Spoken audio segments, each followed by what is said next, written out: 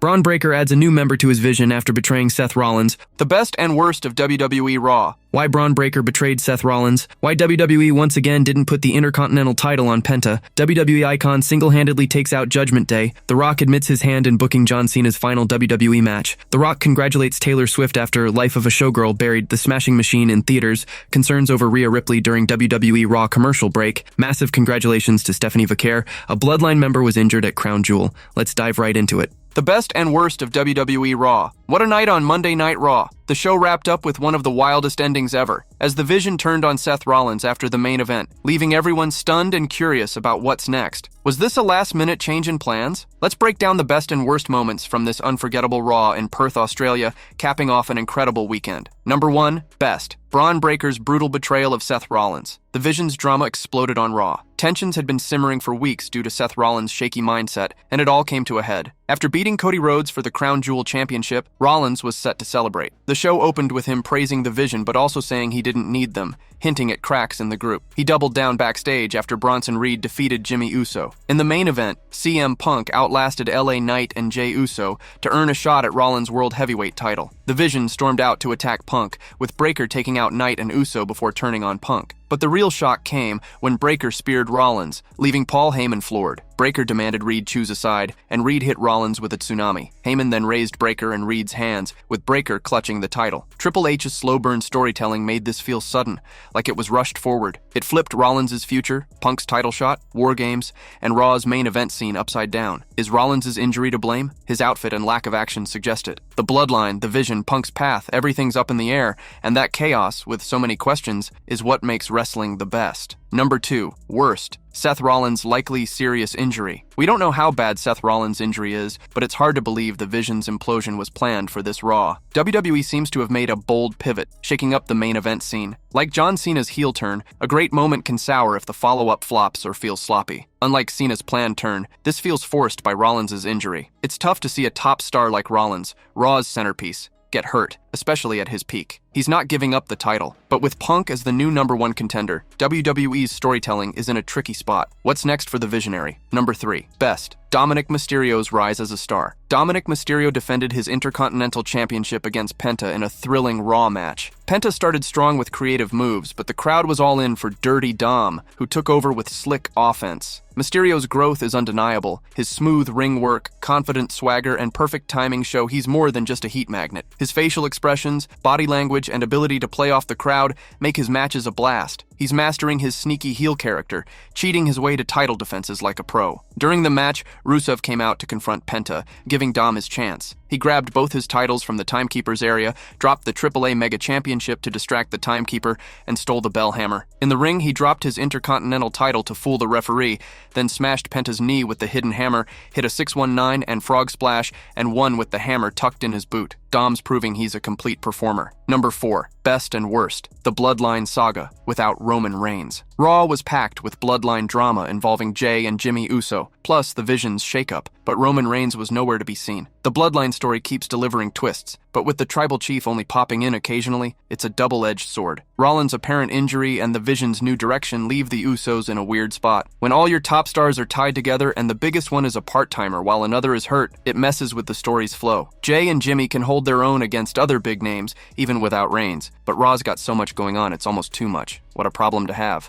Why Bron Breakker betrayed Seth Rollins. The Raw after Crown Jewel delivered one of the biggest shocks in WWE history. Seth Rollins, the World Heavyweight Champion, got stabbed in the back by his own crew and kicked out of the Vision in a moment that left jaws on the floor. The main event was a triple threat match between CM Punk, LA Knight, and Jey Uso to name the #1 contender for Rollins' title. Punk pulled off the win and earned his shot. Then the Vision rushed the ring to attack Punk, Knight, and Uso. But the real bombshell hit when Bron Breakker speared his leader Rollins out of nowhere. Bronson Reed piled on with a tsunami. Paul Heyman stepped up as the puppet master, raising Breakker and Reed's hands high. The show ended on that massive cliffhanger. Here are 3 big reasons why the Vision turned on Seth Rollins. Number 1. A real-life injury might be behind it. Talk spread fast that Rollins hurt his hand badly in his crown jewel title match against Cody Rhodes. A viral Facebook photo showed him in an arm sling, looking fresh off the fight. Under Triple H's watch, WWE could be using this betrayal to sideline Rollins on TV while he heals up quietly. Number 2. Rollins trash talked his own team. Rollins and The Vision opened Raw with a promo that turned sour. The champ bragged about all his solo successes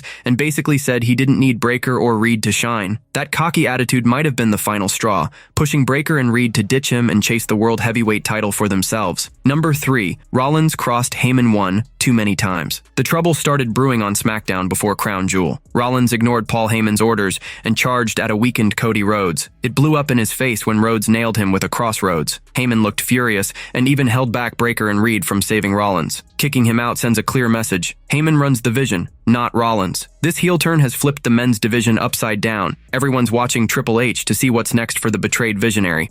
Why WWE once again didn't put the Intercontinental title on Penta. The Raw after Crown Jewel kicked off with a fiery Intercontinental Championship match between Dominik, Mysterio, and Penta. Dirty, Dom lived up to his name, using sneaky tricks to beat Penta. The match was a thrilling tug of war, but at the critical moment, Dominik grabbed a hammer and struck Penta while the referee wasn't looking. He followed up with a 619 and a frog splash to keep his title. This isn't the first time WWE's creative team passed on giving Penta, the former AEW star, the Intercontinental Championship. Here's why they kept the belt with Mysterio. The crowd at Perth's RAC Arena was roaring for Dominik Mysterio, chanting his name despite his bad guy role. Dirty Dom has been winning over fans worldwide and is on a hot streak as one of WWE's top heels. As of now, he's held the Intercontinental title for nearly 175 days. Dropping the belt could stall his incredible run, and Triple H's team seems to want to keep his momentum going. Plus, they might be saving a title change for a bigger stage. Having Dom lose on a regular Raw episode wouldn't have the same impact as a massive moment at a premium live event. Penta, known as the King of Luchadors, made history last month at Worlds Collide by winning the Triple A mega title against El Hijo del Vikingo, becoming the first to hold that belt and challenge for WWE's Intercontinental Championship at the same time. But Penta is still new to WWE, while Dom has been a Raw mainstay for years. There's also talk that John Cena might face the King of Luchadors at Survivor Series, War Games for the Intercontinental title, the one belt Cena needs to become a Grand Slam champion. If Penta had won, it would have derailed that potential blockbuster match. With Cena's history with the Mysterio family, a showdown with Dirty Dom feels like a must before his retirement. WWE Icon single-handedly takes out Judgment Day. A WWE fan favorite turned heads on the latest Raw in Australia by taking down the Judgment Day all by herself. That star? None other than former women's champion Bayley. In a thrilling tag team match, Bayley teamed up with Lyra Valkyria to face the Judgment Day's Raquel Rodriguez and Roxanne Perez. The action was intense, with all four women trading blows in a fierce back-and-forth battle. But things took a wild turn when Valkyria slapped Bayley to snap her back into focus. Bayley's been playing a split-personality character on WWE TV lately, and that slap unleashed her darker side. From there, the role model went on a rampage, taking out both Rodriguez and Perez without any help from Valkyria. Bayley smashed Perez's head into the announcer's desk over and over, then shoved Rodriguez into a ring post before dropping her with a clothesline. She wasn't done. She nailed Perez with a running knee, dragged her into the ring, and soared off the top turnbuckle with an elbow drop. Bayley sealed the victory with a rose plant, pinning Perez for the win. For now, Bayley and Valkyria are on good terms, but with Bayley's unpredictable persona, she could turn on the former women's Intercontinental champion any moment. Bayley's been killing it with her split personality gimmick, keeping everyone guessing. What does Triple H's creative team have in store for this powerhouse next? The Rock admits his hand in booking John Cena's final WWE match. The Rock, a WWE legend and TKO board member, has serious influence in the company, but he's not one to throw his weight around lightly. On a recent episode of New Heights with Jason and Travis Kelce, the conversation shifted from his upcoming film, The Smashing Machine, to WWE's hottest topics, including John Cena's retirement run. When asked who should face Cena in his final match, The Rock didn't pick a name. Instead, he insisted that Cena, a true icon, deserves to choose his opponent. Oh, that's a good one. Two of my favorites, man. I have a tiny bit of influence in the booking of it, but it's really whoever John wants. That's what it comes down to. Shouldn't be me, shouldn't be Nick Khan, shouldn't be Triple A. It's whoever John wants. He's earned it. And you know what the best part about John is? He comes as advertised. Who you think he is, that's who he is. He's a good dude, and I love that guy. The Rock's respect for Cena shines through, recognizing his 17 world title wins and unmatched legacy. Cena's final match will be a historic moment, and only time will tell how WWE sends off the greatest of all time. The Rock also shared a proud story about his daughter, Simone Johnson, who wrestles as Ava Raine in NXT. She didn't rely on her dad's fame to break into the business. At just 16, she decided wrestling was her path and took action without asking for favors. She became the youngest WWE signee at 16, he revealed during the conversation. She was going to NYU, and she gave me and her mom a call and said, I want to pivot. I want to go directly into WWE NXT and start training in Orlando. She never once asked me to call WWE, he said. Never once said, hey dad, can you call inside sources? Or, can you call Nick Khan? Nothing. She just wanted to do it on her own. Ava chose the name Ava Raine to carve her own identity, avoiding any tie to The Rock's legacy. She told me, I want to blaze my own path. I want to call myself Ava Raine, not The Rock something or anything like that, he said. For The Rock, her independence is what makes him proudest, and her wrestling journey has brought them closer. Ava's forging her own way in a world of wrestling giants, much like her father did. What do you think of Ava Raine's rise? Will she outshine The Rock's legacy, or should she have leaned on the Johnson name to climb faster? She told me, I want to blaze my own path. I want to call myself Ava Raine, not The Rock something or anything like that. For The Rock, the proudest moment wasn't about what she achieved in the ring, but the fact that she made the decision on her own. He admitted that watching her pursue the business has actually strengthened their bond. She's been doing a great job and I keep tabs on her. Her being in the wrestling business has actually brought us closer together. It's a different kind of story in the wrestling world. A generational talent choosing not to inherit the spotlight, but instead build her own. And for a man who once fought to step out of his own father's shadow, that means everything. The Rock's love for the business is obvious, but his respect for his daughter's independence is just as strong. Ava Raine may come from wrestling royalty, but she's walking a path that's all her own. Got thoughts on Simone Johnson's rise as Ava Raine? Do you think she'll surpass her father's legacy in WWE, or should she have used the Johnson name to fast-track success?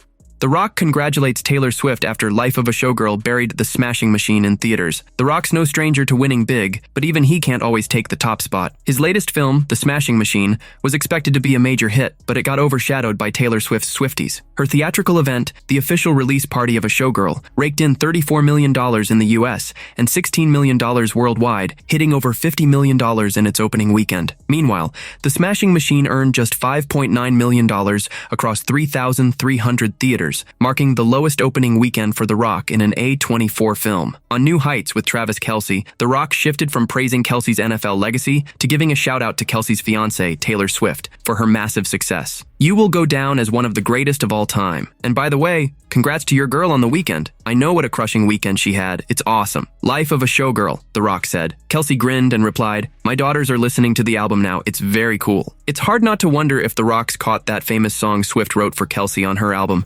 The Smashing Machine saw The Rock dive into the gritty role of a fighting legend battling addiction and personal struggles, made with a $50 million budget. Swift's Showgirl, a mix of lyric videos, track-by-track intros, and the Fate of Ophelia music video premiere, was a limited-time event with a lean $15 million budget. Swift's project dominated, and her album, The Life of a Showgirl, sold over 3.4 million pure copies, the biggest single-week sales since 1991, with over 3.5 million equivalent album units breaking records. Swift's also got a 6-part Disney Plus docuseries and a new Eras Tour film coming December 12th. The Rock was wise to tip his hat to Swift. After all, Swifties watch his movies too, as long as she's not stealing the spotlight. Concerns over Rhea Ripley during WWE Raw commercial break. WWE star Rhea Ripley lit up the latest Monday Night Raw, but now there's serious worry about her condition. At Crown Jewel 2025, Ripley teamed with Sky to take on Kairi Sane and Asuka in a tag team match. Mami and Sky came out on top, but their war with the Kabuki Warriors is far from over. On Raw, Ripley faced Sane in a singles match and dominated, even with Asuka trying to meddle. Ripley pinned Sane for the win. But after the match, things got ugly. Asuka attacked Sky, who was cheering Ripley from ringside. When Ripley rushed to help, Sane blindsided her with a kendo stick. Asuka then slammed Ripley with a brutal DDT onto the announcer's table. The Kabuki Warriors kept up their attack until Raw cut to a commercial break. During the break, Ripley couldn't walk and needed help from an official and Sky to limp backstage. Fans are now anxious about Ripley's health, with many thinking Triple H's creative team might be setting up a storyline injury to pull her off TV for a while. If Ripley's sidelined, Sky could be left alone to face the wrath of Asuka and Sane. The Kabuki Warriors might target Sky next, taking advantage of Ripley's absence. What does WWE have in store for the Eradicator after this vicious attack?